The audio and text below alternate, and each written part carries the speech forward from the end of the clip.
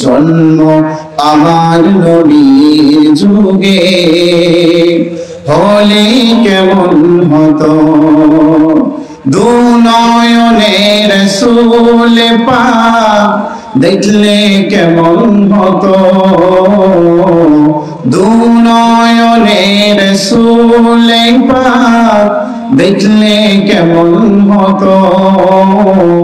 আল্লাহ পাক রব্বুল আলামিন পবিত্র কোরআনুল কারীমের মধ্যে স্পষ্ট ভাষায় জানিয়ে দিচ্ছেন, বান্দারে এই পৃথিবীর জমিনে যেখানে পবিত্র কোরআনুল কারীমের আলোচনা হয়, পবিত্র কোরআনুল কারীমের তাফসীর হবে, বয়ান হবে, দার্স হবে, ওই কোরআনের বাগানের যারা শ্রোতা হবে, আল্লাহ পাক রব্বুল আলামিন ওই সমস্ত শ্রোতাদের ব্যাপারে স্পষ্ট ভাষায় জানিয়ে দিলেন, যারা কোরআনুল কারীমের শ্রোতা হবে তাদের ব্যাপারে রব্বুল আলামিন বলতেছেন, পৃথিবীর মানুষেরা শোনো, কোরআনটা তোমরা কিভাবে শ্রবণ করবা।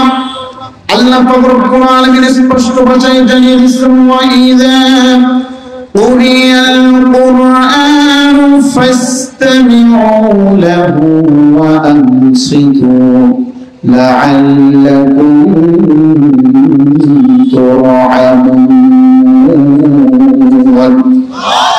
আল্লাহ পাক রব্বুল আলামিন বলতেছেন, ওয়া ইযা কুরিয়াল কুরআন, ও পৃথিবীর মানুষেরা যখন পবিত্র কোরআনুল কারীম থেকে আলোচনা হয়, পবিত্র কোরআনুল কারীম থেকে দার্স হয়, ফাসতামিউ লাহু, তোমরা তোমাদের হৃদয়ের কান দিয়ে যদি পবিত্র কোরআনুল কারীমটা শ্রবণ করতে পারো, আল্লাহ পাক রব্বুল আলামিনকে যদি বলেন, আল্লাহ আমরা তো বান্দা, আমরা কোরআন শ্রবণ করতে এসেছি, কোরআন শুনতে এসেছি, আল্লাহ কোরআন শুনলে আমাদের লাভটা কি এই কনকনে শীতের মধ্যে।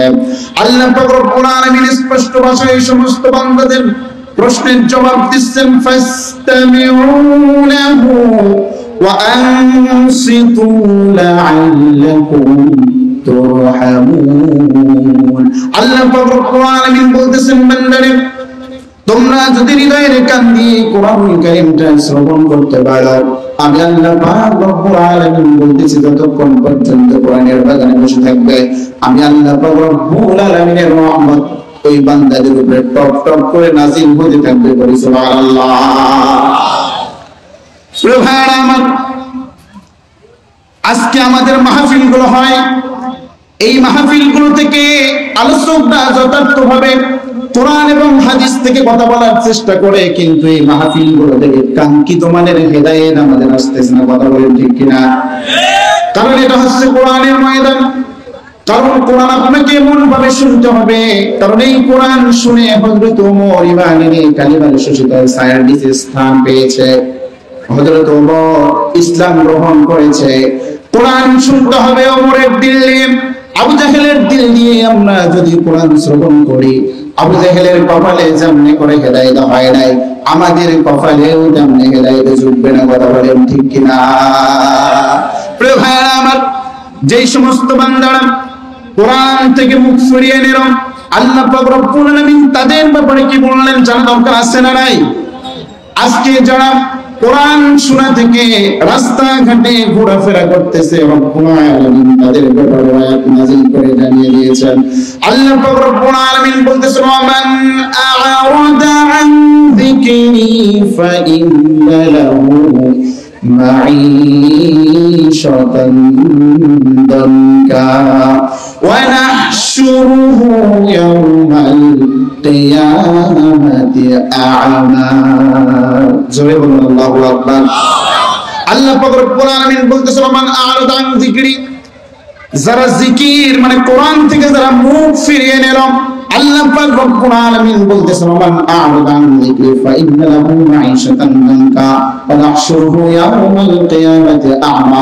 যারা এই পৃথিবীর জমিনে আল্লাহ পাক রব্বুল আলামিনের কোরআন থেকে মুখ ফিরিয়ে নিয়ে যারা নিজের তৈরি করা মন মানসিকতা নিয়ে এই দুনিয়ার জমিনে চলাফেরা করে, আল্লাহ পাক রব্বুল আলামিন তাদের ব্যাপারে বলতেছেন, মান আ'রাদা আন যিকরি ফাইন্না লাহু মাঈশাতান দানকা ওয়া নাহশুরুহু ইয়াওমাল কিয়ামাতি আ'মা। আল্লাহ পাক রব্বুল আলামিন বলতেছেন, যারা কোরআন থেকে মুখ ফিরিয়ে নিল, আমি আল্লাহ পাক রব্বুল আলামিন কাল কিয়ামতের দিন ওদেরকে আমার ডে অফ জাজমেন্টে অন্ধ অবস্থায় আমি দাঁড় করাবো। নাউযুবিল্লাহ। তাহলে কোরআন থেকে যারা মুখ ফিরিয়ে নিল ওদেরকে আল্লাহর ডে অফ জাজমেন্টে দাঁড়াতে হবে কি অবস্থায়? অন্ধ অবস্থায়। কথা বলেন ঠিক কিনা? প্রিয় ভাইরা আমার, আমরা যারা কোরআন শ্রবণ করতে এসেছি, আল্লাহ পাক রব্বুল আলামিন বলতেছেন বান্দারে তোমাদের লাভটা কি? আল্লাহ পাক রব্বুল আলামিন বলতেছেন বান্দারে শোনো, এই পৃথিবীর জমিনে তোমরা যারা কোরআন শ্রবণ করতে এসেছো, কোরআন শ্রবণ করার সঙ্গে সঙ্গে যে সমস্ত বান্দাদের অন্তরের ভিতরে আল্লাহর প্রেম জাগবে, আল্লাহ পাক রব্বুল আলামিনের মহব্বত জাগ্রত হবে, আল্লাহ পাক রব্বুল আলামিন বলতেছেন নিঃসন্দেহে ওই বান্দা হচ্ছে প্রকৃতপক্ষে ইমানদার।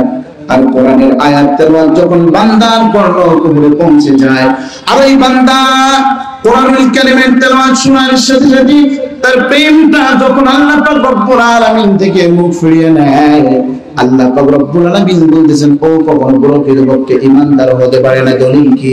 আল্লাহ পাক রব্বুল আলামিন জানিয়ে দিচ্ছেন ইন্নামাল মুমিনুনা আল্লাযীনা ইযা যুকিরাল্লাহু وجلت قلوبهم وإذا تليت عليهم آياته زادتهم إيمانا وعلى ربهم يتوكلون.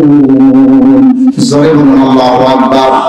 আল্লাহ পাক রব্বুল আলামিন বলতেছেন মুমিন তো হচ্ছে তারাই যখন আমার আয়াতে কারিমা, যখন এই পবিত্র কোরআনুল কারীম থেকে কোরআন সাফ হয়, আর এই পবিত্র কোরআনুল কারীমের দাস হয়, পবিত্র কোরআনুল কারীমের যখন তেলাওয়াত হয়ে যায়, ওই বান্দাদের তেলাওয়াতটা শোনার সঙ্গে সঙ্গে ওই বান্দার অন্তরটা অনুপ্রাণিত হয়ে যায়, আল্লাহর প্রেমে মশগুল হয়ে যায়।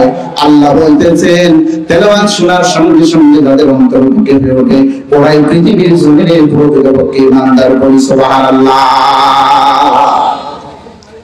কোরআন তেলাওয়াত শোনার পরে যাদের অন্তরটা কেঁপে ওঠে না, যারা এই সমাজের ভিতরে ঈমানদার দাবিদার, যারা এই পৃথিবীর জমিনে আমরা ঈমানের দাবিতে অভ্যস্ত, আমরা বলি আমি তো প্রকৃতপক্ষে ঈমানদার, কিন্তু কোরআনের আয়াত যখন তার কর্ণকুহরে চলে যায়, ওই আল্লাহর বান্দা কোরআন থেকে মুখ ফিরিয়ে নেয়, তার অন্তরটা আল্লাহর প্রেমে মশগুল হয় না। আল্লাহ বলতেছে পৃথিবীর জমিনে সব থেকে ওই বান্দা হচ্ছে গোমরাহ। নাউযুবিল্লাহ বলে। প্রিয় ভাইরা, তাহলে কোরআন আমাদেরকে হৃদয় দিয়ে শুনতে হবে। কোরআন শুনলে ঈমানদারদের ঈমান বৃদ্ধি পেয়ে যায়। কথা বলেন ঠিক কিনা? আমি আপনাদের খেদমতে পবিত্র কোরআনুল কারীমে একটা সূরা থেকে দুইটা মাত্র আয়াত তেলাওয়াত করেছি। একটু আওয়াজ দিয়ে বলেন তো কয়টা? প্রিয় ভাইরা, শুরুতে আমি একটা মেসেজ দেই যে পবিত্র কোরআনুল কারীমের যে এত সুন্দর করে জান্নাতের বাগানগুলো, তাফসীর মাহফিলগুলোর আয়োজন করা হয়, তাফসীর লেখা হয়, হয় কি হয় না? কিন্তু তাফসীর মাহফিলের যারা শ্রোতা হয় তাদেরকে হতে হয় অ্যাক্টিভ শ্রোতা। কি শ্রোতা? একটু কথা বলেন। অ্যাক্টিভ মানে আপনি আলোচনা চলছে, আপনি ঘুমাচ্ছেন, এদিক সেদিক তাকাচ্ছেন, এটা কিন্তু তাফসীর মাহফিলের আদব নয়। কথা বলেন ঠিক কিনা? আপনাদেরকে যথার্থভাবে সুবহানাল্লাহ, আলহামদুলিল্লাহ, আল্লাহু আকবারের আওয়াজগুলো দিতে হবে। দিতে রাজি আছি তো ইনশাআল্লাহ? এবং এখান থেকে শিক্ষা গ্রহণ করে আজকে আমরা বাসায় যাইতে চাই। রাজি আছি কারা কারা? দুহাত তুলে আমার আল্লাহকে রাখান। লিল্লাহি তাকবীর, লিল্লাহি তাকবীর। প্রিয় ভাইরা, পয়েন্টগুলো আপনাদেরকে মনে রাখতে হবে। আমি আপনাদের খেদমতে পবিত্র কোরআনুল কারীমের 61 নাম্বার সূরা, কত নাম্বার? আওয়াজ দেন, কত নাম্বার? 61 নাম্বার সূরা।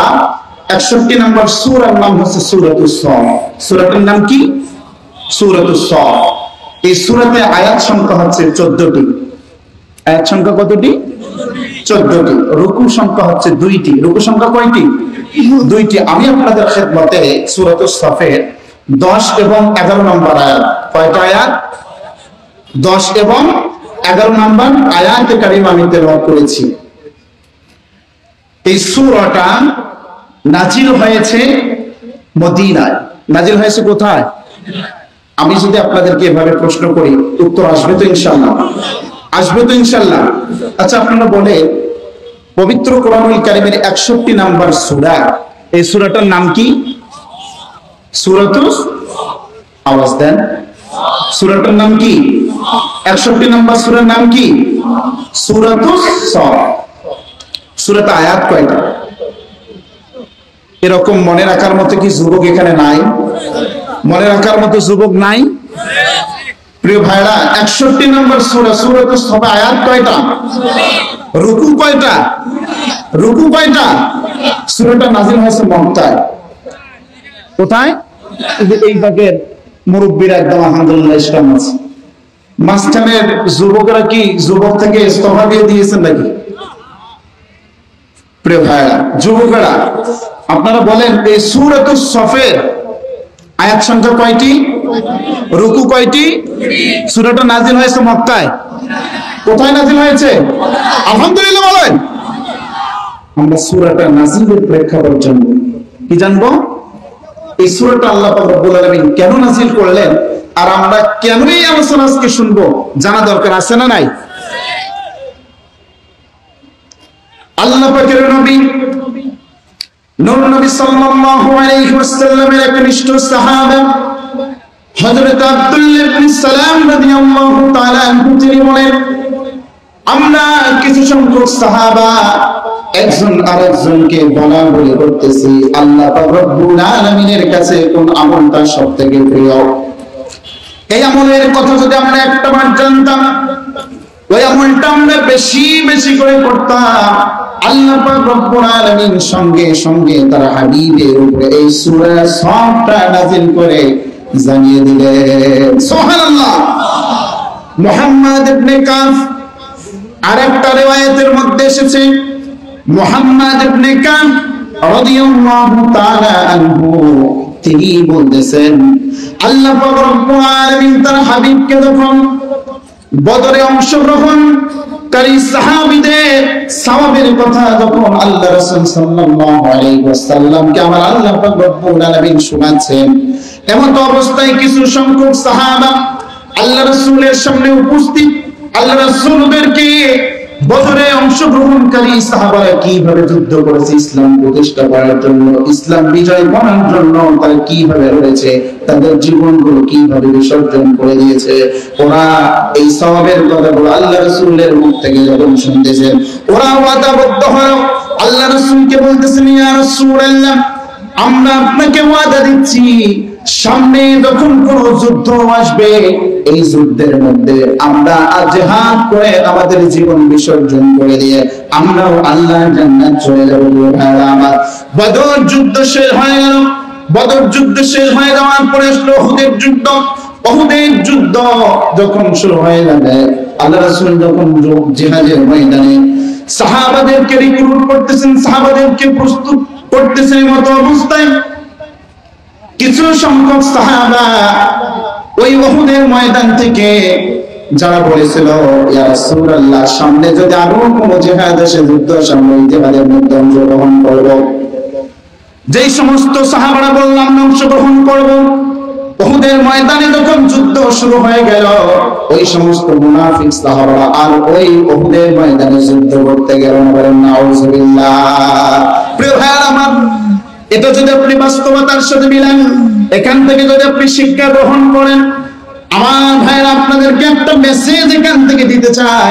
এই পৃথিবীর জমিনে যারা প্রকৃতপক্ষে ইমানদার, যারা আল্লাহর রাজে জমিনের মধ্যে কায়েম করতে চায়, যারা বলে কোরআন দিয়ে পৃথিবীতে চলো, এই কোরআন দিয়ে পার্লামেন্টে চলো, এই কোরআন দিয়ে ব্যক্তি জীবন চলো, এই কোরআন দিয়ে সামাজিক জীবন চলো, রাষ্ট্রীয় জীবন চলো, কিছু কিছু মানুষ আছে এখন সুবিধা ভালো, ওরা বলতেছে আমরা তো তোমাদের সাথে আছি। ওরা যখন সুবিধা একটু কঠিন হবে, অবস্থা যখন পরিবর্তন হয়ে যাবে, ওই সমস্ত মুনাফিক নামধারী ইমানদার দাবিদারদেরকে আর খুঁজে পাওয়া যাবে না। কথা বলেন ঠিক কি না? প্রিয় ভাইরা আমার, এটা আমার কথা নয়, যুগে যুগে কালে কালে আল্লাহ পাক রব্বুল আলামিন ওদেরকে মুনাফিক হিসেবে সাব্যস্ত করে ইতিহাসের সাক্ষী রেখে দিয়েছে। কারণ উহুদের ময়দানে আব্দুল্লাহ ইবনে উবাইকে 300 মুজাহিদদের দায়িত্ব দেওয়া হয়েছিল। এই আব্দুল্লাহ ইবনে উবাই এই লোকটা যদিও প্রাথমিক অবস্থায় ইসলাম গ্রহণ করেন নাই, মাঝখানে ইসলাম গ্রহণ করেছে, মুখে ইসলাম গ্রহণ করেছে, কিন্তু অন্তরের ভিতরে তার নিফাকি রয়েছে। আল্লাহ রাসূলের সামনে আব্দুল্লাহ ইবনে উবাই যখন একটা বক্তব্য দিল, আল্লাহ রাসূল বলতেছেন আব্দুল্লাহ ইবনে উবাই তো চমৎকার বক্তব্য দেয়। আব্দুল্লাহ ইবনে উবাই এমন একজন মানুষ ছিল, আল্লাহ রাসূল সাল্লাল্লাহু আলাইহি ওয়াসাল্লাম মসজিদের নববীর মধ্যে যখন ইমামতির দায়িত্বে দাঁড়িয়ে যেতেন, আব্দুল্লাহ ইবনে উবাই রাসূলুল্লাহর পিছনে এত সুন্দর করে দাঁড়াতো। আব্দুল্লাহ ইবনে উবাই রাসূলুল্লাহর সাথে চলেছে, রাসূলুল্লাহর সাথে বেরিয়েছে, এমন কোন জায়গা নাই আল্লাহ রাসূল আব্দুল্লাহ ইবনে উবাইকে নিয়ে যায় নাই। ঠিক কিনা? কিন্তু এই মানুষটাকে যখন উহুদের ময়দানে 300 মুজাহিদদের দায়িত্ব দেওয়া হলো, ওই সমস্ত মুজাহিদদেরকে বলতেছেন যে আমি তোমাদেরকে একটা কথা বলতে চাই, যে আল্লাহ রাসূল আমাকে নেতা নিযুক্ত করেছেন, আমার কথা তোমাদের মানা ফরজ, আমার কথা তোমাদের মানা ফরজ। আমরা কেন জিহাদ করে আমাদের জীবনটা বিসর্জন করব? যে এই জায়গাতে ওনাকে দায়িত্ব দেওয়া হয়েছে 300 মুজাহিদদেরকে নিয়ে পলায়ন করেছে, আল্লাহ পাক রব্বুল আলামিন ওকে মুনাফিক হিসেবে সাব্যস্ত করেছে। এই ব্যক্তিরা যখন ইন্তেকাল করলেন, ওই ব্যক্তিরা যখন মৃত্যুবরণ করলেন, তার প্রিয় সন্তান আব্দুল্লাহ আল্লাহ রাসূলের কাছে এসে বলতেছেন, ইয়া রাসূলুল্লাহ, ইয়া হাবিবাল্লাহ, আমার বাবা আব্দুল্লাহ ইবনে উবাই দুনিয়ার জমিন থেকে মৃত্যুবরণ করেছে। ইয়া রাসূলুল্লাহ, আপনার পিছনে নামাজ পড়েছে, আপনার সাথে থেকেছে, আপনার সফর সঙ্গী হিসেবে আপনার সাথে চলাফেরা করেছে। ইয়া রাসূলুল্লাহ, আমার বাবার জানাজা পড়ানোর জন্য আপনাকে আমি দাওয়াত দিলাম, এই মুহূর্তে আমার বাবার জানাজা পড়ার জন্য আপনি যাবেন। আল্লাহ পাক রব্বুল আলামিন সঙ্গে সঙ্গে পবিত্র কোরআন কারীমের মধ্যে আয়াত নাযিল করে জানিয়ে দিলেন, ইস্তাগফির লাহুম আও লা তাস্তাগফির লাহুম ইন তাস্তাগফির লাহুম ৭০ মাররা। সুবহানাল্লাহু আকবার। আল্লাহ পাক রব্বুল আলামিন আয়াতে কারিমা নাযিল করে জানিয়ে দিলেন, হাবিব আপনাকে স্পষ্ট ভাষায়, দায়িত্বহীন ভাষায় আপনাকে এই মেসেজটা আমি আল্লাহ পাক রব্বুল আলামিন দিয়ে দিলাম। আব্দুল্লাহ ইবনে উবাই একবার দুইবার নয়, আপনি যদি ৭০ বার আব্দুল্লাহ ইবনে উবাইর জন্য দোয়া করেন, আমি আসমানের রব, জমিনের রব, আমি ওই আব্দুল্লাহ ইবনে উবাইকে কখনো ক্ষমা করব না। আল্লাহু আকবার। আল্লাহ কখনো ক্ষমা করবেন না। প্রিয় ভাইরা, এখান থেকে আমাদের শিক্ষা, ইসলামের ক্ষতি সব থেকে মুনাফিকদের দ্বারাই হয়েছে। কথা বলেন ঠিক কিনা? ইসলামের ক্ষতি কাফেরদের দ্বারাই যদিও হয়েছে, ওরা প্রকাশ্যে করেছে। কথা বলেন ঠিক কিনা? আর মুনাফিকরা পিছন থেকে ইসলামকে শতবার আঘাত করে যাচ্ছে। আমরা কিন্তু ঈমানদার বলে দাবি করার পরে এই সমস্ত মুনাফিকদেরকে এখন পর্যন্ত চিহ্নিত করতে পারতেছি না। কথা বলেন ঠিক কিনা? প্রিয় ভাইরা আমার, এজন্য আল্লাহ পাক রব্বুল আলামিন সূরাতুস সাফ নাযিল করে জানিয়ে দিলেন মুনাফিকদের ব্যাপারে। আল্লাহ পাক রব্বুল আলামিন বলতেছেন প্রকৃতপক্ষে ঈমানদার কারা। আল্লাহ পাক রব্বুল আলামিন বলতেছেন বান্দার ঈমানদার কারা জানা দরকার আছে না নাই? কথা বলেন, জানা দরকার আছে না নাই?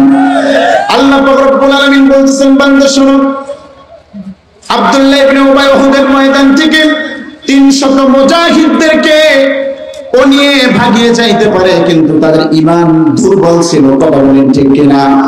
আল্লাহ পাক রব্বুল আলামিন বলতেছেন, বান্দা তোমরা যারা পৃথিবীর জমিনে ঈমান আনার পরেও তোমরা মনে করতেছো আমাদের ঈমানের মধ্যে দুর্বলতা আছে, আল্লাহ পাক রব্বুল আলামিন বলতেছেন দুর্বলতার কোনো কারণ নাই।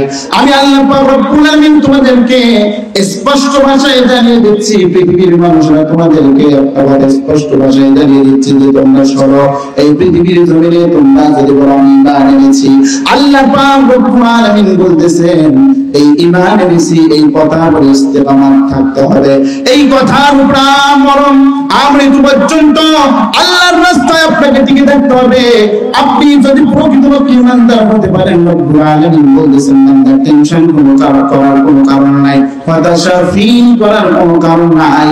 আমি আল্লাহ রব্বুল আলামিন তোমাদেরকে একটা জান্নাতের জীবনকে একটা ব্যবসার সংবাদ দেব না, আমি আল্লাহ পাক রব্বুল আলামিন তোমাদেরকে একটা ব্যবসার সংবাদ দিতে চাই।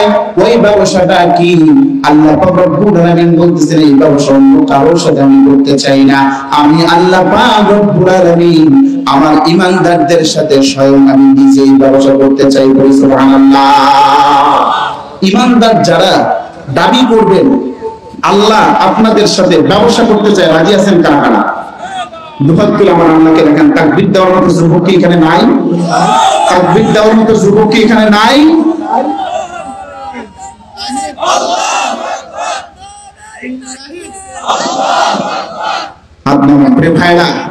আল্লাহ পাক রব্বুল আলামিন ওই সমস্ত ঈমানদারদের সাথে ব্যবসা করতে চান যারা প্রকৃতপক্ষে ঈমানদার। আসুন আমরা ঈমানদার কার একটু পরিচয় দিতে চাই, কোরআন থেকে শুনতে রাজি আছেন তো ইনশাআল্লাহ?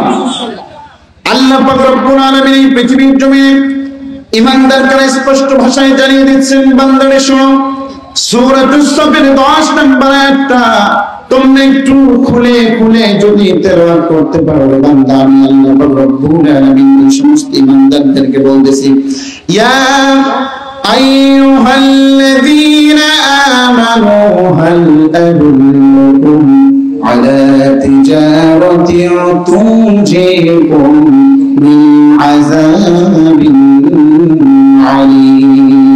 জোরে বলুন আল্লাহু আকবার। আল্লাহ পাক রব্বুল আলামিন বলছেন এই পৃথিবীর জমিনে প্রকৃতপক্ষে ঈমানদার তো হচ্ছে তা নাই।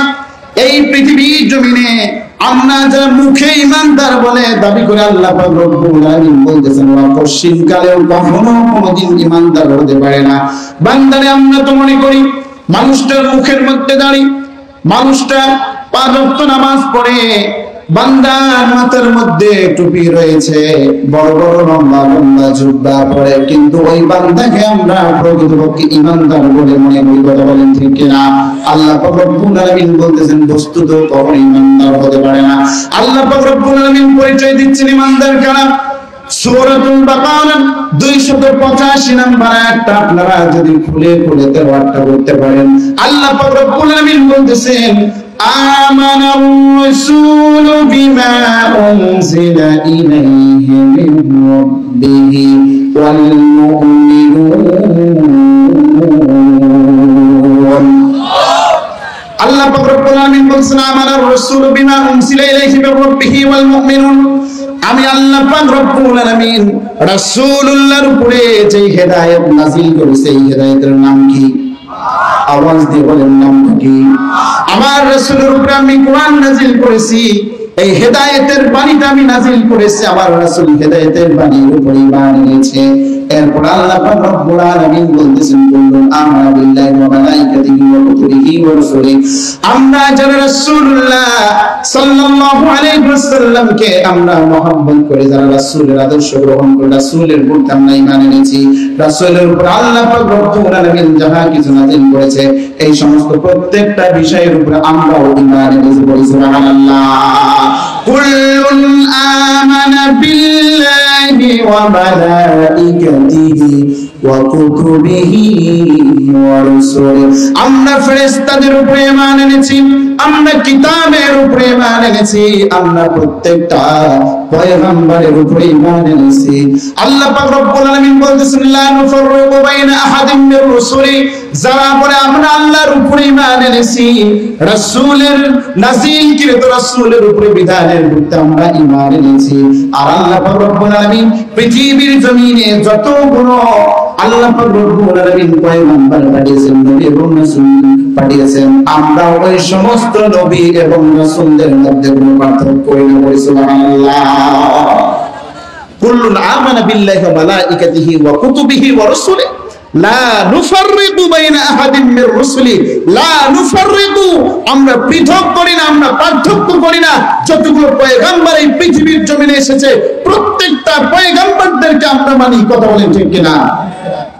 ওয়াকালু সামি'না, শুধু মানি না, ওরা যেটাই বলে ওয়াকালু সামি'না, শোনার সঙ্গে সঙ্গে আতা'না, আমরা মেনে নিয়েছি। وقالوا سمعنا وأطعنا غفرانك ربنا ওয়া ইলাইকাল মাসির। আমরা আল্লাহ পাক রব্বুল আলামিনের দরবারে তাওবা ইস্তিগফার করে আল্লাহ রব্বুল আলামিনের দরবারে মাগফিরাতের জন্য দোয়া করি। আল্লাহ পাক রব্বুল আলামিন বলতেছেন তোমরা এই মাত্র প্রকৃতপক্ষে ঈমানদার বলি সুবহানাল্লাহ। আল্লাহ পাক রব্বুল আলামিন বলতেছেন বান্দারে শোনো তোমরা যারা প্রকৃতপক্ষে ঈমানদার। আল্লাহ পাক রব্বুল আলামিন সূরাতুল বাকারার 3 নম্বর আয়াতে বলেছেন আল্লাযীনা ইউমিনুনা বিল গায়বি ওয়া ইউকিমুনাস সালাতা ওয়া মিম্মা রাযাকনাহুম ইউনফিকুন। আল্লাহ পাক রব্বুল আলামিন বলেছেন আল্লাযীনা ইউমিনুনা বিমা উনজিলা ইলাইহি মির রাব্বিহি। আল্লাহ পাক রব্বুল আলামিন বলতেছেন আল্লাযীনা ইউমিনুনা বিল গায়বি ওয়া ইউকিমুনাস সালাত।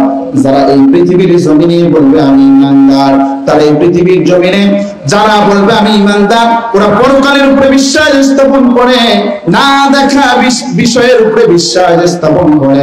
না দেখা বিষয় মানে জান্নাত আছে আমরা দেখি নাকি? দেখা যায়? জান্নাত দেখা যায়?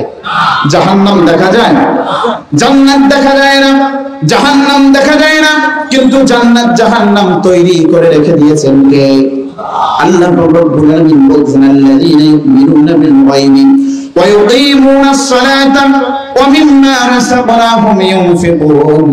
যারা ঈমান এনেছে পৃথিবীর জমিনে, যারা গায়বের প্রতি বিশ্বাস স্থাপন করেছে, তারা এই পৃথিবীর জমিনে সালাত কায়েম করেছে। বলি সুবহানাল্লাহ।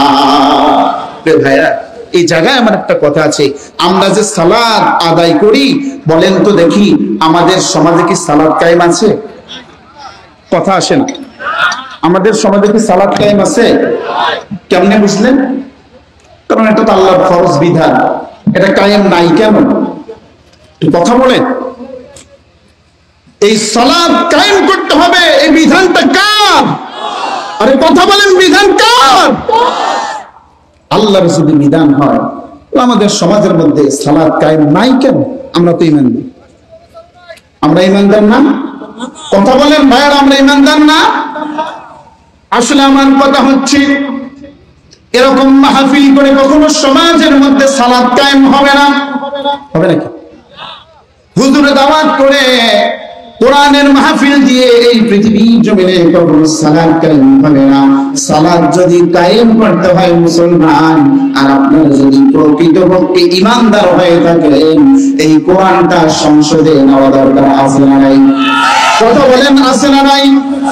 এই কোরআন দিয়ে যদি আজকে আমাদের এই দেশের যিনি প্রধান উপদেষ্টা ডক্টর ইউনূস আছে, উনি যদি কালকে ঘোষণা দেয় কোরআনে আকিমুস সালাত কায়েম করার কথা আছে, সালাত পড়ার কথা নাই, যারা সালাত পড়বে না সংসদের মধ্যে আইন হয়ে গেল, কালকে থেকে যারা সালাত কায়েম করবে না ওদের জন্য জরিমানা হবে, জেল হবে, ওদের জন্য জরিমানা হবে 1 লক্ষ টাকা এবং 10 দিন ওদেরকে জেলে থাকতে হবে।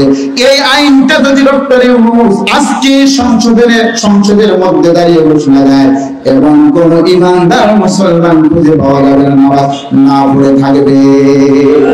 কথা বলেন ঠিক কি না? প্রিয় ভাইরা আমার, তাহলে আমার কথা হচ্ছে সালাত যদি সমাজের ভিতরে কায়েম করতে হয়, কোরআনের আইন ছাড়া সমাজের মধ্যে সালাত কায়েম হবে নাকি? কথা বলেন হবে নাকি? আর কোরআনের আইন যদি চালু হয়ে যায়, এই দেশটা হয়ে যাবে স্বর্ণে পরিণত হয়ে যাবে, এই সমাজটা হয়ে যাবে আদর্শ সমাজ। এই সমাজের প্রত্যেকটা মানুষ হবে হযরত ওমরের মতো মানুষ। কথা বলেন ঠিক কি না? আমার কথা না, আল্লাহ পাক রব্বুল আলামিন বলতেছেন প্রকৃতপক্ষে যারা এই পৃথিবীর জমিনে ঈমানদার বলে দাবি করবে, আমি আল্লাহ পাক রব্বুল আলামিন তাদেরকে ঘোষণা দিলাম, ওই ঈমানদারেরা তোমাদের কাজ হচ্ছে ঈমান এনেছো, ঈমান আনার পরে তোমরা আল্লাহর জান্নাত চলে যাবে না। আল্লাহ পাক রব্বুল আলামিন বলতেছেন তোমাদের কিছু কাজ আছে, তোমাদের কিছু করণীয় আছে। তোমাদের কাজটা হলো কি? তোমরা যদি সালাত কায়েম করার আন্দোলন করো, সালাত যদি এই সমাজের মধ্যে কায়েম করতে চাও, আর যারা কায়েম করতে চায় তোমাদের ওই শক্তি যদি না থাকে, যারা সমাজের ভিতরে সালাত কায়েম করতে চায় তোমরা তাদেরকে সমর্থন করো। সমর্থন করো কোরআনটা যদি তোমরা পার্লামেন্টে নিয়ে যেতে পারো, ওরা সংসদে গিয়ে সালাত কায়েমের আইন করে সমাজের ভিতরে সালাত কায়েম করবে, বলি সুবহানাল্লাহ। আর এটাই হচ্ছে ইমানদারদের দাবি। ইমানদারের এই শর্ত, এই দাবি যদি পূরণ করতে না পারে, আল্লাহ পাক রব্বুল আলামিন তার পবিত্র কোরআন কারীমের মধ্যে ঘোষণা দিলেন, ওয়ামাল্লাম ইয়াহকুম বিমা আনজালাল্লাহু ফাউলাইকা হুমুল কাফিরুন। এটাকে আমি বানানো কোন আয়াত বললাম? বানানো কোন আয়াত বললাম? প্রিয় ভাইরা, এখানে স্টেজে হুজুরেরা আছে, যদি আমি একটা কথা আমার মন দ্বারা বলি, আমি নিঃসন্দেহে আল্লাহর আদালতে, আল্লাহর জাজমেন্টে আমাকে জবাবদিহিতা করতে হবে। কথা বলতে কিনা? ওয়াল্লাম ইয়াহকুম বিমা আনজালাল্লাহু ফাউলাইকা হুমুল কাফিরুন। যারা কোরআন দিয়ে রাষ্ট্রীয় জীবন পরিচালনা করে না, পরিচালনা করার আন্দোলন করে না, যারা পরিচালনা করার চেষ্টা করে, তাদেরকে যারা সমর্থন করে না, ফাউলাইকা হুমুল কাফিরুন, তারা হচ্ছে সমাজের ভিতরে কাফের। কথা বলেন ঠিক না? আল্লাহ পাক রব্বুল আলামিন আরেক জায়গায় বলেছেন, ওয়াল্লাম ইয়াহকুম বিমা আনজালাল্লাহু ফাউলাইকা হুমুল ফাসিকুন। যারা এই সমাজের ভিতরে কোরআন ছাড়া বিচার ফায়সালা করে, যারা কোরআন ছাড়া নিজের মন মানসিকতা অনুযায়ী বিচারের রায় দেয়, ওরা মিথ্যাবাদী। ওরা মিথ্যাবাদী। কথাটা কার? এজন্য প্রিয় ভাইরা আমার, কোরআনের সাথে থাকা দরকার আছে না নাই? কোরআনকে আমরা পার্লামেন্টে নিয়ে যেতে চাই। কারা কারা দুহাত উত্তোলন করে আমার আল্লাহকে দেখাও।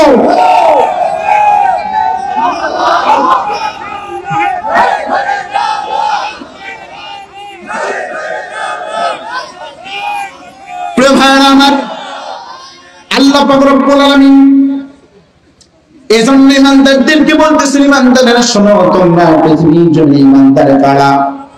আল্লাহ পাক রব্বুল আলামিন তার পবিত্র কোরআনুল কারীমের সূরাতুন নিসার 59 নম্বর আয়াতটা আপনি একটু খুলে দেখেন। আল্লাহ পাক রব্বুল আলামিন সূরাতুন নিসার 59 নম্বর আয়াতে বলতেছেন, ইয়া আইয়ুহাল্লাযীনা আমানু আতিউল্লাহা ওয়া আতিউর রাসূলা ওয়া উলিল আমরি মিনকুম। জোরে বলুন আল্লাহু আকবার।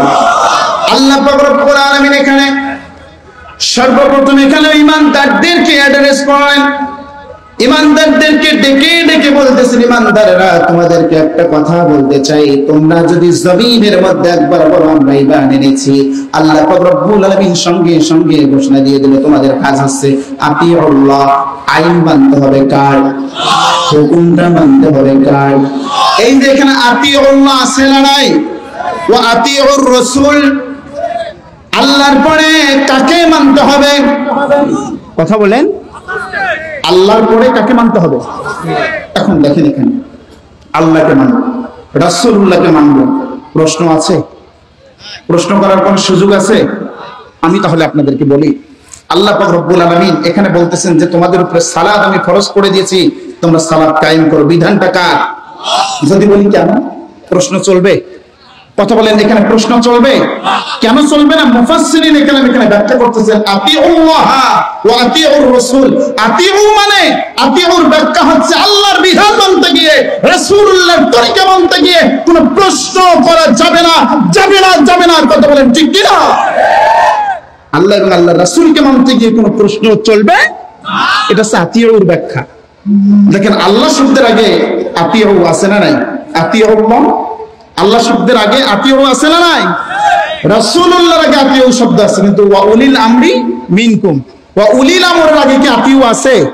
আর একটু কথা বলেন না কেন, আছে নাকি? উলিল আমরের আগে কোনো আতিউ নাই। তার মানে উলিল আমর মানে হচ্ছে দায়িত্বশীল, উলিল আমর মানে হচ্ছে নেতা।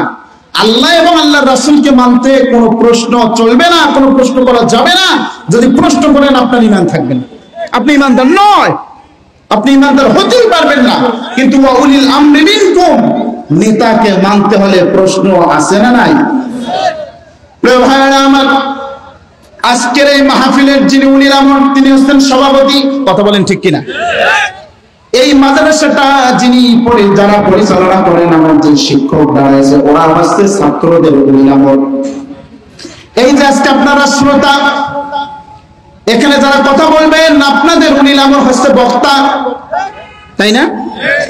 প্রিয় ভাইরা আমার, একজন মায়ের, একজন মা, আমার একজন বোনের, তার উলিল আমর হচ্ছে তার বাবা, তাই না? একজন সন্তানের উলিল আমর কে? তার বাবা। তার বাবা না? এজন্য আল্লাহ পাক রব্বুল আলামিন বলতেছেন, বান্দারে শোনো, ওস্তাদ যদি কোরআন হাদিসের বিরুদ্ধে কোনো কথা বলে, ওই কথা মানা যাবে নাকি? আজকের এই মাহফিলের সভাপতি যদি উল্টা পাল্টা কোনো কথা বলে, মানা যাবে নাকি? এখানে যারা ওয়াজ করবে বসে বসে, তারা যদি কোরআন হাদিসের বিরুদ্ধে কোনো কথা বলে, তাদেরকে নেতা মানা যাবে নাকি? তার মানে নেতাকে মানতে হলে যাচাই বাছাই করে মানা দরকার আছে না? আমার আপনার যিনি নেতা হবে, ওই নেতাকে হতে হবে স্বচ্ছ একজন সুন্দর মনের অধিকারী, এবং কোরআন এবং হাদিসে অনুযায়ী আপনার নেতা চলে কিনা এটা যাচাই বাছাই করে আপনার নেতাকে মানতে হবে। কথা বলেন ঠিক কিনা? যদি না মানি তাহলে লাভ কি হবে? আল্লাহ পাক রব্বুল আলামিন পরের আয়াতে বলতেছেন, ফাইন তানাসাতুম ফি শাইইন ফারুদ্দুহু ইলাল্লাহি ওয়া রাসূলিহি। আল্লাহ পাক রব্বুল আলামিন বলতেছেন, পৃথিবীর মানুষ তোমরা যখন তোমাদের বিচার ফয়সালা করবে, যদি আল্লাহ এবং আল্লাহর রাসূলের বিধান অনুযায়ী তোমরা যদি বিচার ফয়সালা না করো, আল্লাহ পাক রব্বুল আলামিন বলতেছেন কোন কোশ্চিন কালে কোনো ইমানদার হতে পারবে না। এই কথাটা কার? প্রিয় ভাইরা আমার, আল্লাহ পাক রব্বুল আলামিন তার পবিত্র কোরআনুল কারীমের মধ্যে একটা আয়াত নাযিল করে জানিয়ে দিলেন, ফালাম ওয়া রাব্বিকা লা ইউমিনুনা হাত্তা ইউহাক্কিমুকা ফীমা শাজারা বাইনাহুম থুম্মা লা ইয়াজিদু ফী আনফুসিহিম হারাজাম মিম্মা কাদাইতা ওয়া ইউসাল্লিমু তাসলিমা। আল্লাহ পাক রব্বুল আলামিন যখন আয়াতে কারিমাটা নাযিল করে জানিয়ে দিলেন, আয়াতে কারিমার শানে নজুল হচ্ছে আল্লাহ রাসূল সাল্লাল্লাহু আলাইহি ওয়াসাল্লাম একজন মুসলমান এবং আরেকজন ইহুদির বিচার ফয়সালা করেছেন। কি করেছেন? বিচার ফয়সালা করেছেন। ইহুদি মুসলমানকে বলতেছে, এই বিচারের রায় আমরা মুহাম্মদ সাল্লাল্লাহু আলাইহি ওয়াসাল্লামের কাছ থেকে নেব, আমরা মুহাম্মাদের দরবারে যাব, এই মুহাম্মদ আব্দুল্লাহর বেটা মুহাম্মদ যে রায় দিবে এই সিদ্ধান্ত আমরা গ্রহণ করব। ইহুদি যখন এই কথা বলল, মুসলমান বলতেছে যে না না, আমরা যাব না। তার কারণ কি? ওই মুসলমান জানে আল্লাহ রাসূলের দরবারে যদি বিচার ফয়সালা হয়, আল্লাহ রাসূল কখনো উল্টা পাল্টা কোনো কথা বলে বিচারের সিদ্ধান্ত দিবেন না। কথা বলেন ঠিক কিনা? ইহুদি বলতেছেন আমরা মুহাম্মাদের কাছে যাব, মুসলমান বলতেছে না, তোমাদের লিডার কাব ইবনে আশরাফের কাছে আমরা যাব। ইহুদিদের লিডার কাব ইবনে আশরাফের কাছে যাওয়ার জন্য মুসলমান যখন সম্মতি জানালো, ইহুদি বলতেছে না না, আমরা মুহাম্মাদের কাছে যাব। রাসূলুল্লাহর কাছে আসলে ইহুদি এবং মুসলমান ওই রায়টা দিয়ে দিল, আল্লাহ পাক রব্বুল আলামিনের হাবিব ইহুদির পক্ষে আর মুসলমানের বিপক্ষে রায় চলে গেল। মুসলমান বলতেছে আল্লাহ রাসূলের কথা আমরা মানি না, আল্লাহ রাসূলের কথা আমরা মানি না, আমি ওমরের দরবারে যাব, ওমরের দরবারে গিয়ে নালিশ করব। ওমরের কাছে গিয়ে বলতেছেন, হযরত ওমর তোমাকে একটা কথা বলতে চাই রে ওমর, আমি মুসলমান, ও হচ্ছে ইহুদি, ও বিচার চেয়েছে আল্লাহ রাসূলের দরবারে, তোমাকে একটা কথা বলতে চাই, এর সঠিক বিচার করার জন্য আবার তোমার দরবারে আমি এসেছি, তোমার কাছে যথার্থ বিচার আমি চাই। হযরত ওমর বলতেছেন, মুসলমান শোনো, একটা কথা তোমাকে বলতে চাই। কি কথা বলো? হযরত ওমর বলতেছে, বিচার আগে কোথায় হয়েছে?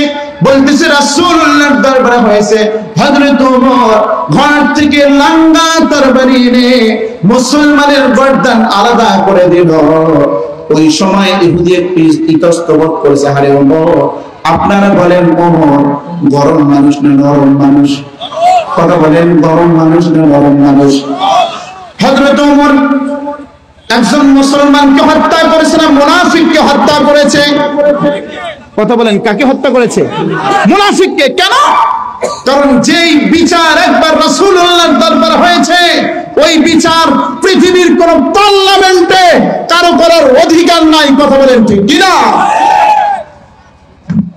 হযরত ওমর যখন মুসলমানকে হত্যা করলো, ইহুদি তো চিন্তা ভাবনা করতেছে, আরে ওমরের দরবারে কেন আসলো, মুসলমানকে হত্যা করলো।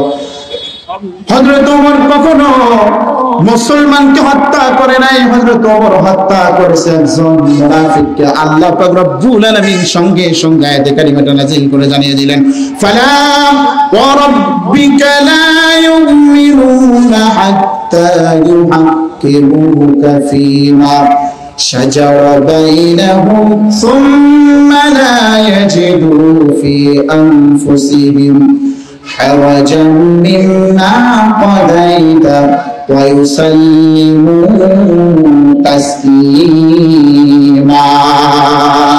فلا وربك لا يؤمنون حتى نبيه। আপনার সেই সত্তার কসম করে বলতেছি, ওরা কশিন কালে কখনো প্রকৃতপক্ষে ঈমানদার হতে পারবে না যতক্ষণ পর্যন্ত না বিচারের ফয়সালা হিসাবে আল্লাহ এবং আল্লাহর রাসূলকে মানবে না। সুবহানাল্লাহ। যতক্ষণ পর্যন্ত বিচার কার্য আল্লাহ এবং আল্লাহর রাসূলকে মানবে না, ওরা ততক্ষণ পর্যন্ত প্রকৃতপক্ষে ঈমানদার হবে না, হবে না, হবে না। কথা বলেন ঠিক কিনা? এজন্য আল্লাহ পাক রব্বুল আলামিন বলতেছেন, আমি প্রকৃতপক্ষে যারা ঈমানদার তাদের সাথে আমি ব্যবসা করতে চাই। কি করতে চাই? একটু কথা বলেন, কি করতে চাই? মনে আছে আপনাদের? আল্লাহ আপনাদের সাথে ব্যবসা করতে চাই। ব্যবসা করতে রাজি আছেন তো ইনশাআল্লাহ? আল্লাহ পাক রব্বুল আলামিন বলতেছেন, আমি কি তোমাদেরকে এমন একটা ব্যবসার সন্তান দেব না যেই ব্যবসা করলে পরে তোমরা জাহান্নামের আগুন থেকে পরিত্রাণ পাবে। ঈমানদার মুসলমান আমার কথা হচ্ছে আমরা ঈমান এনেছি, ঈমানের দাবিদার। আল্লাহ পাক রব্বুল আলামিন বলতেছেন, বান্দারে পৃথিবীর জমিনে তোমরা যারা ঈমানের দাবি করো, তোমাদের ঈমানটা মুখে আল্লাহ পাবে না। আমি আল্লাহ পাক রব্বুল আলামিন প্রকৃতপক্ষে ঈমানদারদের সাথে ব্যবসা করতে চাই, ওদেরকে একটা ব্যবসার সন্ধান দিতে চাই। আল্লাহ পাক রব্বুল আলামিন বলতেছেন, ওরা যদি এই ব্যবসাটা আমার সাথে করে, বিনিময়ে আমি আল্লাহ পাক রব্বুল আলামিন তাদেরকে জাহান্নামের আগুন থেকে আমি রব্বুল আলামিন পরিত্রাণ দিয়ে তাদেরকে জান্নাতের মালিক হিসেবে আমি রব্বুল আলামিন জান্নাতের মধ্যে ওদেরকে ঢুকিয়ে দেব। সুবহানাল্লাহ। ব্যবসা করতে হলে পুঁজির দরকার আছে না নাই? কথা বলেন, আছে না নাই?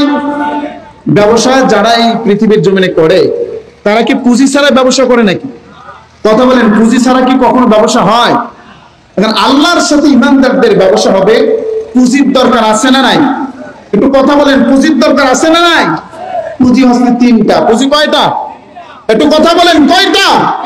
আমি বলবো, তারা কি ঈমানদারের পরিচয়টা আরেকটু ক্লিয়ার করে নাই? করে ভাই, আমরা তো মুসলমান আমরা দাবি করি কি করি না?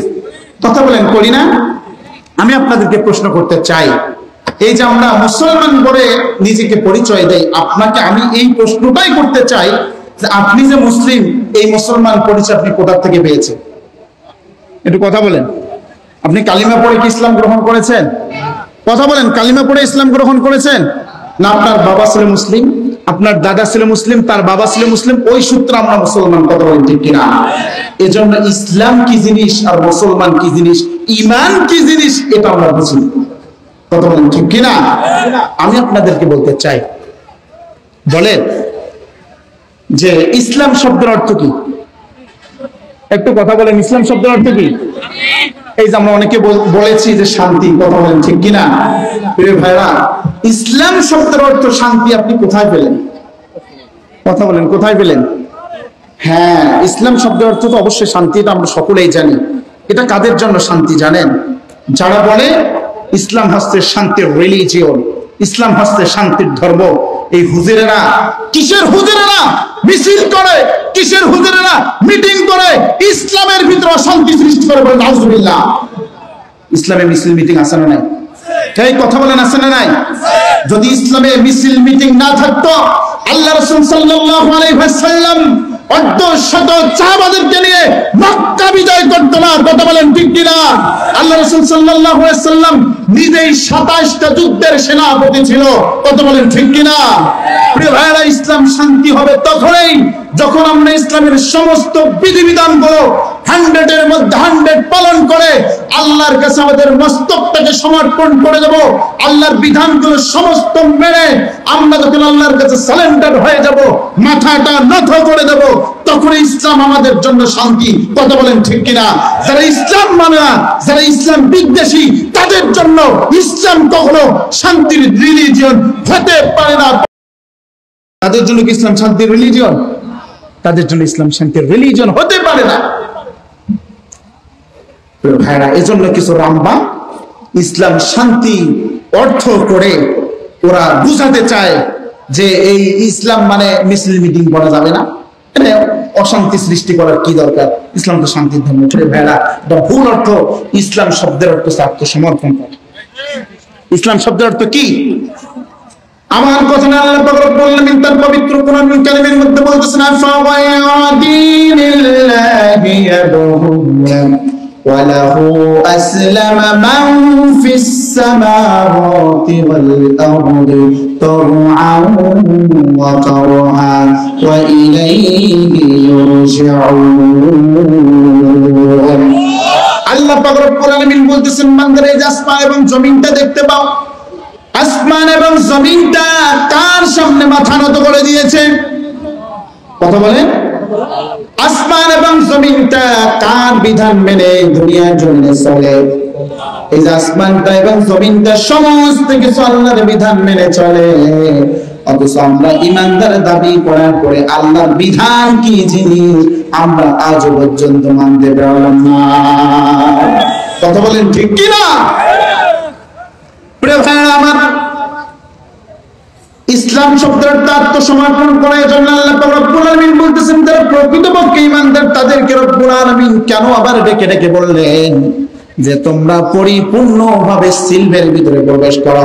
আল্লাহ পাক রব্বুল আলামিন বলতেছেন, ইয়া আইয়ুহাল্লাযীনা আমানু দুখুলু ফিস সিলমি কাফা ওয়া লা تتبعوا خطوات الشيطان إنه لكم عدو مبين। জোরে বলুন আল্লাহু আকবার। আল্লাহ পাক রব্বুল আলামিন বলতেছেন, ইয়া আইয়ুহাল্লাযীনা আমানু, পৃথিবীর জমিনে তোমরা যারা প্রকৃতপক্ষে ঈমানদার দাবি করো, উদখুলু, তোমরা পরিপূর্ণরূপে প্রবেশ করো, ফিস সিলমি, ইসলামের ভিতরে। ইসলাম একটা বাউন্ডারির ভিতরে তোমরা পরিপূর্ণভাবে প্রবেশ করো। ইসলামের ভিতরে প্রবেশ করে সুদ চলবে না, জিনা চলবে না, অপহরণ অপকর্ম চলবে না, দুর্নীতি চলবে না। যারা ইসলামের ভিতরে পরিপূর্ণরূপে প্রবেশ করে তারা কখনো সুদের সাথে সম্পর্ক রাখতে পারবে না, পারবে না। কথা বলেন ঠিক কিনা? আপনি যদি ইসলাম পরিচয় দিয়ে, মুসলিম পরিচয় দিয়ে ইসলাম যদি আপনি পালন করেন, আবার সুদের সাথে যদি আপনি কারবার চালান, এরকম মানুষ সমাজের ভিতরে আছে না নাই?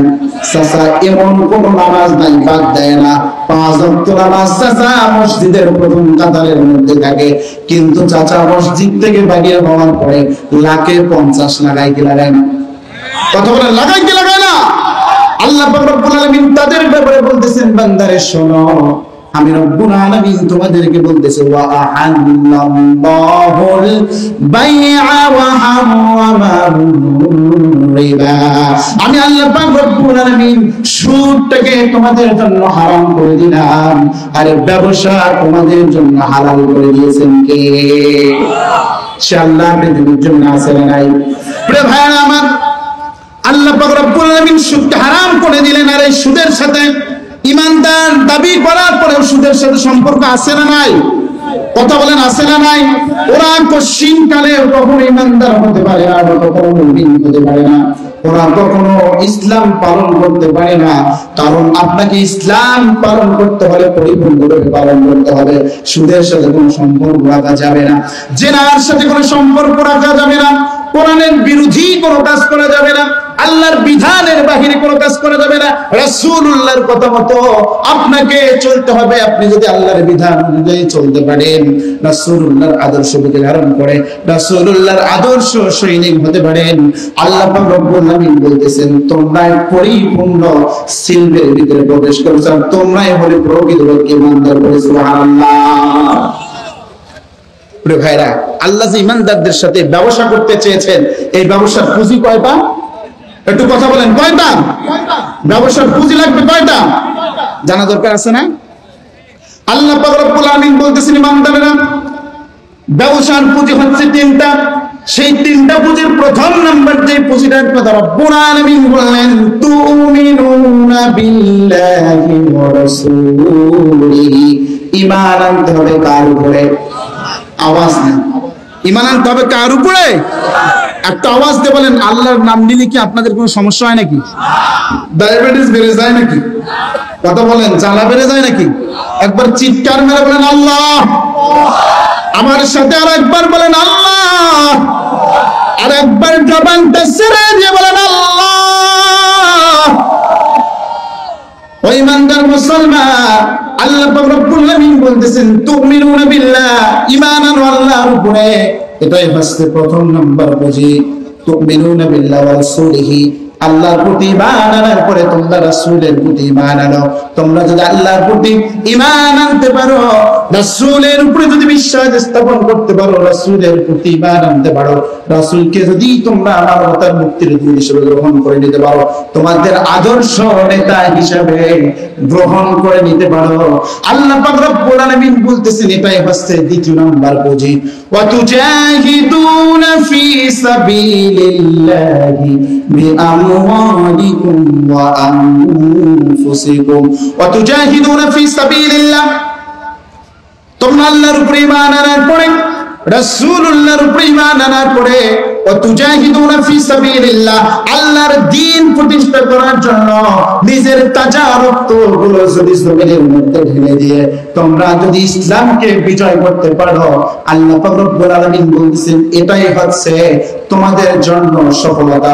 সর্বোত্তম চাবিকাঠি। জোরে জোরে বলি সুবহানাল্লাহ।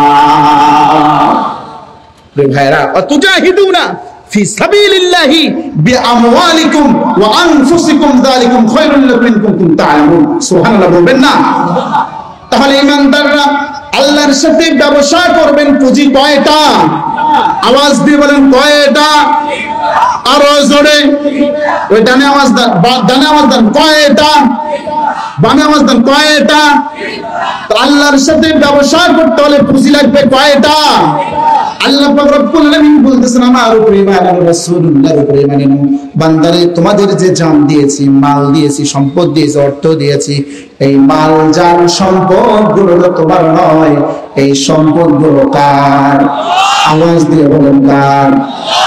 পরের জায়গা পরের জমি ঘর বানায় আমি রই, আমি তো সেই ঘরের মালিক নই।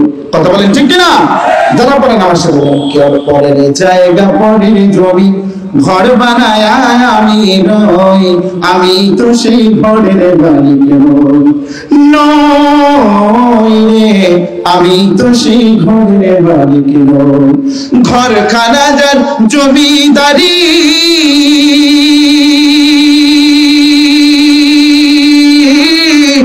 আমি পাই না তাহার হুকুমদারি।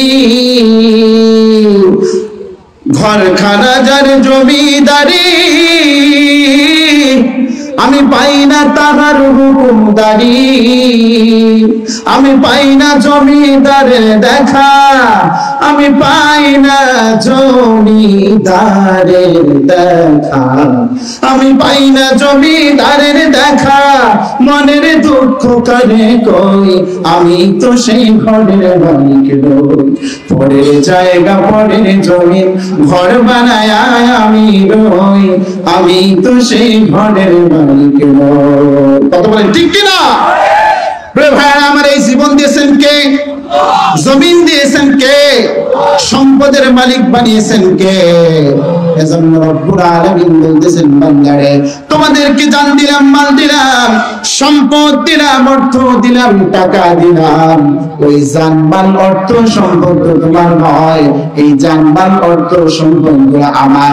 এই জন্য রব্বুল আলামিন ঘোষণা দিলেন বান্দারে ইসলাম প্রতিষ্ঠা করার জন্য তোমাদের যদি জানের প্রয়োজন হয়, তোমাদের যদি রক্তের প্রয়োজন হয়, ইসলাম প্রতিষ্ঠা করার জন্য তোমাদের যদি সম্পদগুলো বিসর্জন করে দিতে হয়, তাহলে বিসর্জন করে দেওয়া দরকার আছে না? এখন যদি বলেন হুজুর আমরা জান দিলাম, মাল দিলাম, সম্পদ দিলাম, আমাদের লাভটা কি? আল্লাহ পাক রব্বুল আলামিন বলতেছেন বান্দারে এই পৃথিবীর জমিনে আমি আল্লাহ পাক রব্বুল আলামিন তোমাদেরকে ঘোষণা দিয়ে দিলাম, আমি আল্লাহ পাক রব্বুল আলামিন বলে দিলাম যারা জান দিয়েছো, মাল দিয়েছো, সম্পদ দিয়েছো, অর্থ দিয়েছো, আল্লাহর রাস্তায় যারা বিসর্জন করে দিয়েছো, আল্লাহ পাক রব্বুল আলামিন বলতেছেন তোমাদের জন্য 8টা জান্নাতের দরজা আমি প্রস্তুত করে রেখে দিয়েছি। ইন্না ওয়াদাল্লাহিল হক, আল্লাহর ওয়াদা হচ্ছে চরম সত্য। কথা বলতে ঠিক কিনা? আল্লাহ ওয়াদা করেছেন জান্নাত দিবেন, এটা কি আমার কথা? প্রিয় ভাইরা আমার,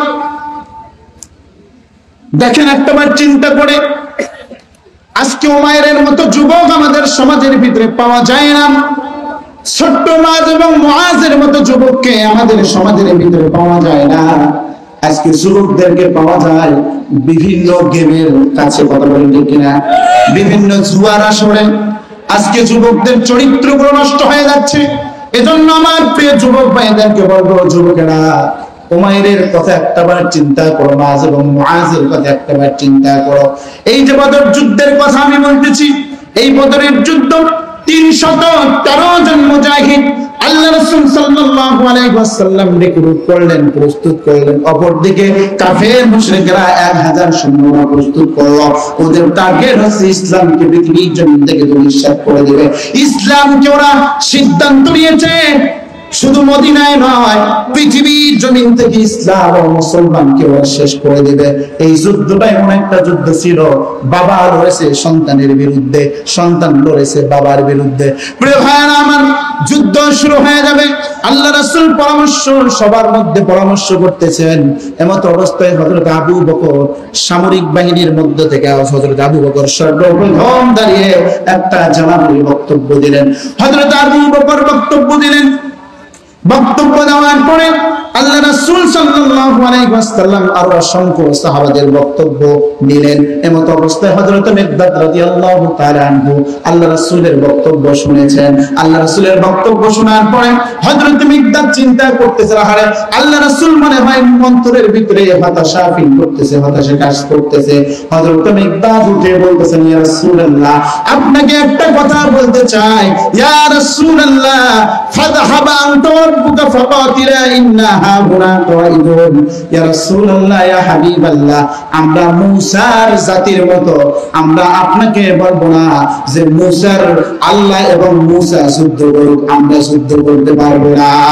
এই কথা হযরত মুসার যেই জাতি বনি ইসরাঈলেরা ছিল, যুদ্ধের ময়দানে হযরত মুসা যখন বনি ইসরাঈলদেরকে নিয়ে গিয়েছিল যুদ্ধের ময়দানে, এমত অবস্থায় তার সৈন্য বাহিনীরা বলেছিল আমরা জিহাদ করতে পারবো না, যুদ্ধ করতে পারবো না, অযথা আমরা কেন জীবন দেব, অযথা জীবন দিয়ে আমাদের লাভটা কি? মুসার আল্লাহ এবং মুসার যুদ্ধ করব।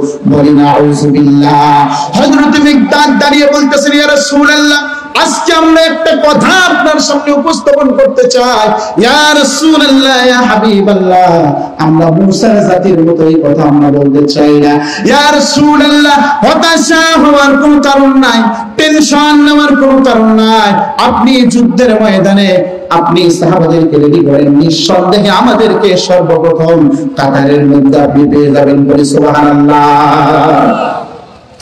যুদ্ধ শুরু হয়ে গেল।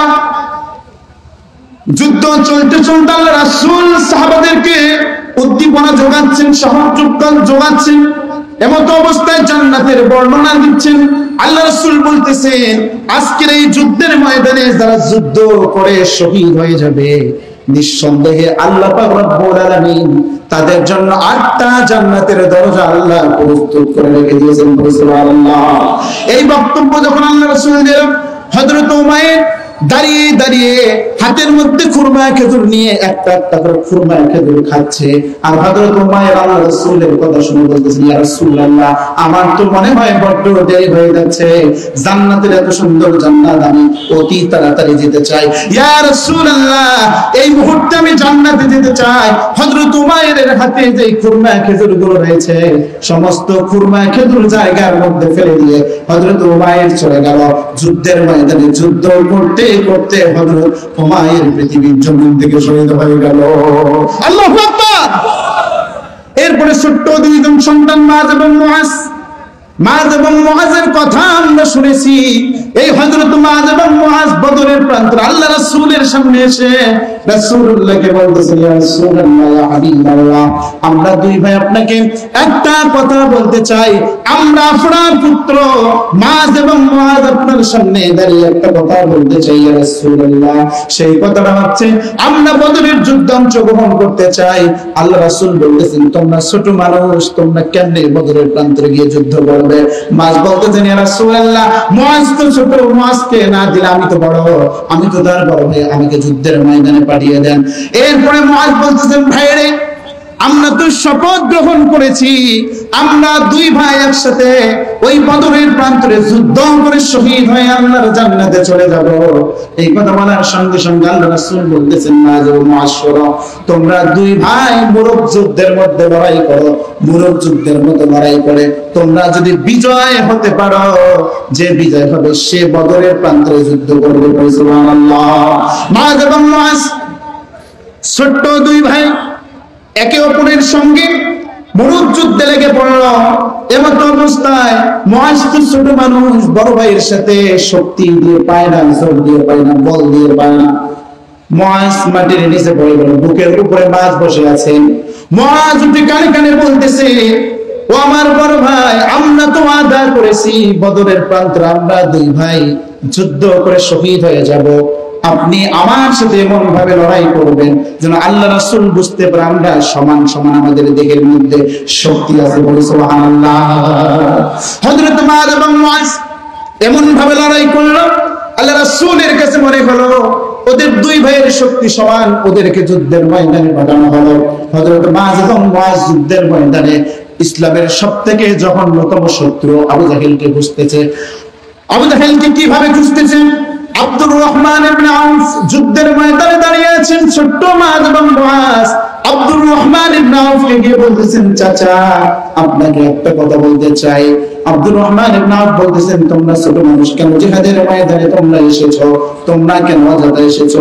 ছোট্ট দুইটা সন্তান মায এবং মুআজ বলতেছেন, চাচা, আমরা যুদ্ধের ময়দানে এসেছি এই কারণে, কারণ এই ব্যক্তিটা আল্লাহ রাসূলকে সবথেকে পৃথিবীর জমিনে কষ্ট দিয়েছে, সবথেকে আল্লাহ রাসূলকে, আল্লাহ রাসূলের বিরোধিতা করেছে। এমন কোন কষ্ট নাই ওই ইসলামের দুশমন আল্লাহর রাসূলের বিরুদ্ধে কোনো কিছু বলে না, এমন কোন সিদ্ধান্ত নাই যে গ্রহণ করে নাই, আল্লাহ রাসূলকে এমন কোন কষ্ট নাই যে দেয় নাই। আবু জাহেল কথা বলেন ঠিক কিনা? আব্দুর রহমান ইবনে আউফ বলতেছেন, ওই যে ঘোড়ার মধ্যে সবথেকে মাথা যার উঁচু হচ্ছে আবু জাহেল। দুই ভাই আবু জাহেলের ঘোড়ার কাছে গেল, এক ভাই ডান দিকে আর এক ভাই বাম দিকে। বড় ভাই মাছ ডান দিকে দাঁড়িয়ে আছেন, বাম দিকে মুআজ। মাছ যখন সর্বপ্রথম আল্লাহু আকবার বলে,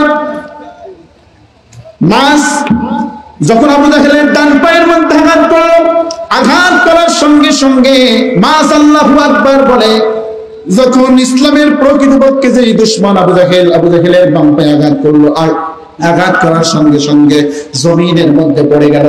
জমিনের মধ্যে পড়ে দেওয়ার সঙ্গে সঙ্গে আবু জাহেল বাঁচার জন্য মাঝের হাতে এমন জোরে আক্রমণ করেছে, মাঝের ডান হাতটা কেটে সামান্য চামড়া হাতের মধ্যে ঝুলন্ত অবস্থায় আছে। আল্লাহু আকবার।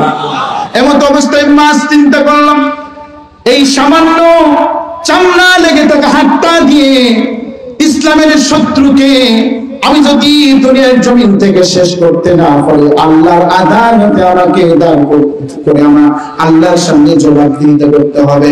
এই চিন্তা করে মাছ তার ডান পা দিয়ে ডান হাতটা চিপে ধরে এমন জোরে একটা টান মারলো, টান মারার সঙ্গে সঙ্গে মাঝের হাতটা জমিনের মধ্যে পড়ে গেল। মাঝ এবার ডান হাত থেকে বাম হাতে তলোয়ার নিয়ে ইসলামের চিরশত্রু আবু জাহেলকে দুনিয়ার জমিন থেকে জাহান্নামে পাঠিয়ে দিল। সুবহানাল্লাহ। ও যুবকেরা, একবার চিন্তা করে দেখো, মাঝের মতো যুবকের কারণে ইসলামের বিজয় হয়েছে, মুআজের মতো যুবকের কারণে ইসলামের বিজয় হয়েছে। যুদ্ধ শেষ হয়ে গেল। এমত অবস্থায় যুদ্ধ যখন শেষ হয়ে গেল, আবু উবাইদার কথা বলতেছি প্রিয় ভাইরা আমার, এই হযরত আবু উবাইদা তার বাবাকে যুদ্ধের ময়দানে পেয়েছে। তার বাবা ছিলেন একজন মুশরিক। আল্লাহ রাসূল কিন্তু আগেই বলেছেন, বদরের প্রান্তরে এমন একটা যুদ্ধ সংঘটিত হবে, এই যুদ্ধের ময়দানে বাপ আসবে, তোমাদের বন্ধু আসবে, তোমাদের ভাইরা আসবে, তবে ওরা ইসলামের শত্রু, ওরা ইসলামকে শেষ করে দেওয়ার জন্য আসবে। কিন্তু তোমাদের মনের ভিতরে তাদের জন্য যদি মায়া মহাব্বত অন্তরের ভিতরে একটা বার জাগে, আল্লাহর দেওয়ার জাজমেন্টে দাঁড়িয়ে তোমাদেরকে জবাবদিহি করতে হবে। হযরত আবু উবাইদা তার বাবার সামনে আসলো। আসার পরে বাবার দিকে যখন তাকালো, আবু উবাইদা বলতেছেন, এমত অবস্থায় মাথার মধ্যে চিন্তা আসলো, আরে আমার বাপ জন্মদানকারী পিতা পৃথিবীর জমিন আমাকে আলো দেখিয়েছে, কিন্তু আমার বাবা একজন মুশরিক, যুদ্ধ চলতেছে। আবু উবাইদা নাঙ্গা তরোয়ার বাহির করে ইসলামের দুশমন তার বাবাকে এক আঘাতের মধ্যে গর্দান থেকে মাথাটা আলাদা করে দিল, তার বাবাকে জাহান্নামে পাঠিয়ে দিল। যুদ্ধের ময়দান থেকে যুদ্ধ শেষ হয়ে গেল। আল্লাহ রাসূলের কাছে আসলেন, আবু উবাইদা কান্না করতেছে। রাসূলুল্লাহ বলতেছেন, উবাইদা তোমার চোখের মধ্যে কেন পানি? উবাইদা, সাহাবারা বলতেছেন, ইয়া রাসূলুল্লাহ আপনার উবাইদা এই জন্য কান্না করতেছে কারণ উবাইদার বাবা জাহান্নামে চলে গিয়েছে। এই যুদ্ধের ময়দানে তাকে তার গর্দান আলাদা করে দিয়ে জাহান্নামের মধ্যে পাঠানো হয়েছে। এই কথা বলার সঙ্গে সঙ্গে রাসূলুল্লাহ বলতেছেন, সাহাবারা কে উবাইদার বাবাকে মেরেছো? সাহাবারা বলতেছেন, ইয়া রাসূলুল্লাহ উবাইদার বাবাকে আমরা কেউ মারি নাই, উবাইদার বাবাকে উবাইদা নিজেই মেরেছে। উবাইদা এই কথা বলার সঙ্গে সঙ্গে আল্লাহ রাসূলের এই কথা শোনা, যখন আল্লাহ রাসূল কথাটা শুনলো, উবাইদার চোখ দিয়ে জোরে পানি ঝরতেছে। রাসূল বলতেছেন, উবাইদা আমার বুকের মধ্যে আসলে। উবাইদা তোমাকে একটা কথা বলতে চাই, একজন মুশরিক পিতার থেকে রাসূলুল্লাহর প্রেমটা তোমার অন্তরের ভিতরে অনেক বড় বেশি রে উবাইদা। উবাইদা আজকে আমি রাসূলুল্লাহ তোমাকে বুকের সাথে জড়িয়ে ধরে তোমার জন্য দোয়া করে দিলাম উবাইদা। আজকে আল্লাহ পাক রব্বুল আলামিন ওই জান্নাতের 8টা দরজা তোমার জন্য প্রস্তুত করে রেখে দিয়েছেন। পড়ি সুবহানাল্লাহ। এই ভাইরা চিন্তা করে দেখে, আজকে আমরা উবাইদার মতো যুবক হতে পারি নাই, মায এবং মুআজের মতো যুবক হতে পারি নাই। কথা বলুন ঠিক কিনা? আজকে যদি মায এবং মুআজের মতো যুবক হতাম, তাহলে ইসলাম নিয়ে জমিনে সিলিমিনি করবে এটা কখনো হতে দিতে পারতাম না। কথা বলেন ঠিক কিনা? প্রিয় ভাইরা আমার, এজন্য আল্লাহ পাক রব্বুল আলামিন বলতেছেন, যারা বলবে এই পৃথিবীর জন্য ইমানদারদের জান এবং মাল আল্লাহ পাক রব্বুল আলামিন ক্রয় করে নিয়েছেন। আল্লাহ পাক রব্বুল আলামিন বলেছেন, ইন্নাল্লাহা আশতারা মিনাল মুমিনিনা আনফুসাহুম ওয়া আমওয়ালাহুম বিআন্না লাহুমুল জান্নাহ। সূরা আল্লাহু আকবার। আল্লাহ পাক রব্বুল আলামিন বলেছেন, পৃথিবীর জমিনে যারা ইমানদার দাবি করবে, ওই সমস্ত ইমানদারদের জান এবং মাল অর্থ সম্পদগুলো আমি রব্বুল আলামিন ক্রয় করে নিয়েছি, বিনিময় হিসেবে তাদেরকে জান্নাত দিয়ে দেব। সুবহানাল্লাহ।